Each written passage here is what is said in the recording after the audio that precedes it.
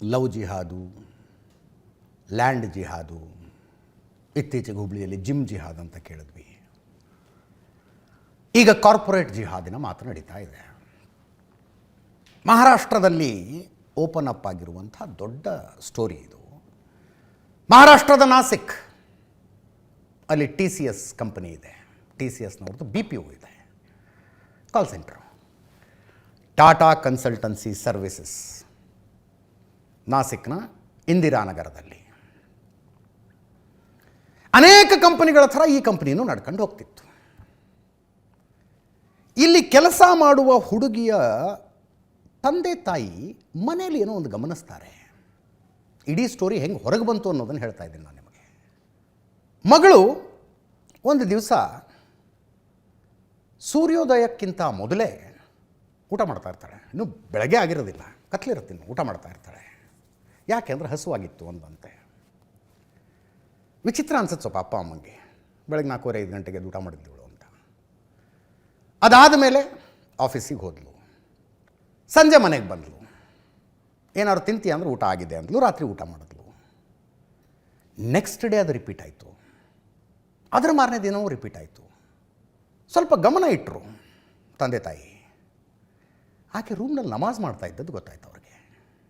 ಅವರೇನು ಕೇಳಲಿಲ್ಲ ಮಗಳನ್ನು. ಆಕೆಯ ಕೊಲೀಗ್ಸ್ ಜೊತೆ ಕೆಲಸ ಮಾಡ್ತಾಯಿದ್ದ ಹುಡುಗಿರು ಒಂದಷ್ಟು ಜನ ಪರಿಚಯ ಇದ್ದರು ಅಪ್ಪ ಅಮ್ಮಂಗೆ. ಅವ್ರ ಹತ್ರ ಹೋಗ್ತಾರೆ ಇವರು, ಏನಾಗ್ತಿದೆ ಮಗಳು ಹಿಂಗೆ ಮಾಡ್ತಿದ್ದಾಳೆ ಅಂತ. ಅವರ ಪೈಕಿ ಒಬ್ಬ ಹುಡುಗಿ, ನಿಮ್ಮ ಮಗಳದೊಂದೇ ಅಲ್ಲ, ನಮ್ಮ ಆಫೀಸಲ್ಲಿ ಭಾಳ ಜನರ ಕಥೆ ಹಾಗಾಗಿದೆ ಅಂತಂದ್ಲು. ಎಲ್ಲರೂ ಕರೆದು ಮಾತಾಡಿಸ್ತಾರೆ, ಇವ್ರು ಏನಾಗ್ತಿದೆ ಆಫೀಸಲ್ಲಿ ಅಂತ. ಏನಿಲ್ಲ, ಟೀಮ್ ಲೀಡರ್ ಮುಸ್ಲಿಮ್ ಇದ್ದಾರೆ, ಮುಸ್ಲಿಂ ಟೀಮ್ ಲೀಡರ್ಗಳ ಕೆಲವರಿದ್ದಾರೆ.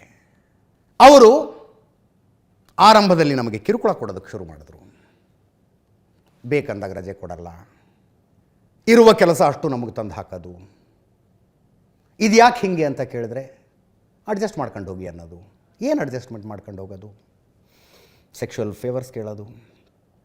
ಅದಾದ ಮೇಲೆ ಪ್ಯೂರ್ ವೆಜಿಟೇರಿಯನ್ ಹಿನ್ನೆಲೆಯಿಂದ ಬಂದವರು ಅಂತ ಗೊತ್ತಿದ್ದು, ಇದು ತಿನ್ನಿರಿ ಸಖತ್ತಾಗಿರುತ್ತೆ ಅಂತ ನಾನ್ ವೆಜ್ ತಿನ್ನಿಸೋದು.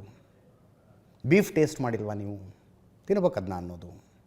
ನಮ್ಮ ದೇವರುಗಳ ಬಗ್ಗೆ, ನಮ್ಮ ಆಚರಣೆಗಳ ಬಗ್ಗೆ ಅಪಮಾನಕಾರಿಯಾಗಿ ಮಾತಾಡೋದು. ನಮಾಜ್ ಮಾಡಿ ಅನ್ನೋದು. ಅದಕ್ಕೆ ಪ್ರತಿರೋಧ ತೋರಿಸಿದ್ರೆ ಮತ್ತಷ್ಟು ಕಿರುಕುಳ, ಮತ್ತಷ್ಟು ಕಷ್ಟ ಕೊಡೋದು. ಟೀಮ್ ಔಟಿಂಗಿಗೆ ಅಂತ ಹೋಗ್ತಾರಲ್ಲ ರೆಸಾರ್ಟ್ಗಳಿಗೆ, ಅಲ್ಲಿ ಇಲ್ಲಿ ಅಲ್ಲಿ ಕಿರುಕುಳ.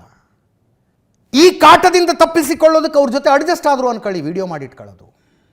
ಮಾತು ಕೇಳದೇ ಇದ್ದರೆ ವಿಡಿಯೋ ಇಂಟರ್ನೆಟ್ಗೆ ಅಪ್ಲೋಡ್ ಆಗುತ್ತೆ ಅನ್ನೋದು. ಅಪ್ಪ ಅಮ್ಮಂಗೆ ಇದೆಲ್ಲ ಕೇಳಕ್ಕೆ ಗಾಬರಿ ಆಗ್ಬಿಟ್ಟಿದೆ.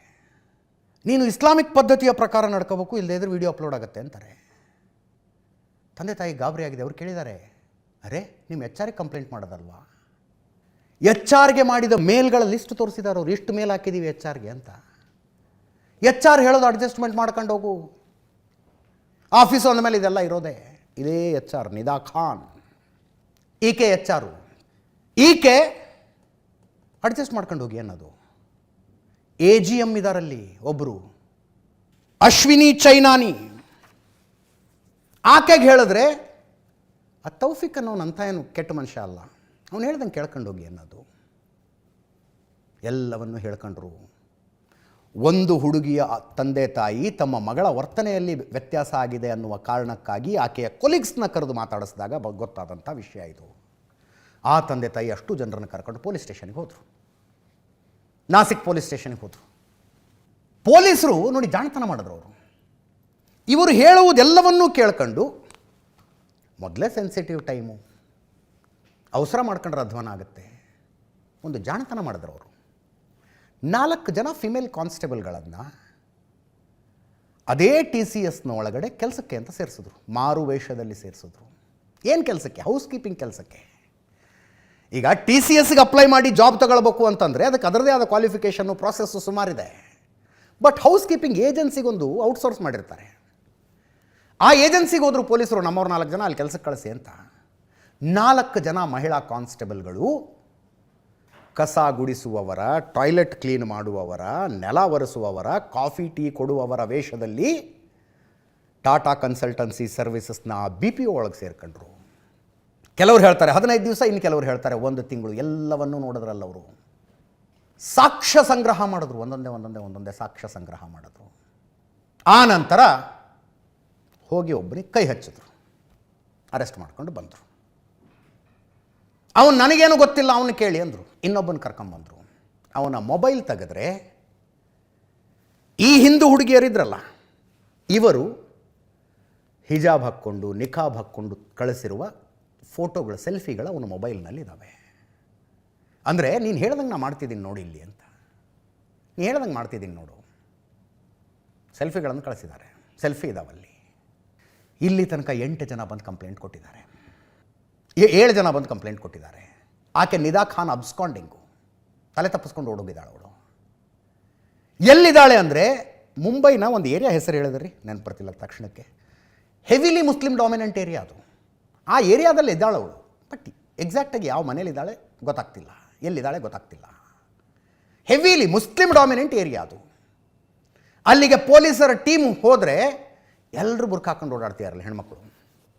ನಿದಾ ಖಾನ್ಗಳನ್ನ ಪತ್ತೆ ಹಚ್ಚುವುದಕ್ಕೆ ಅಲ್ಲಿ ಇರುವ ಮಹಿಳೆಯರ ಬುರ್ಖಾ ತೆಗೆದು ಮುಖ ನೋಡಬೇಕಾ?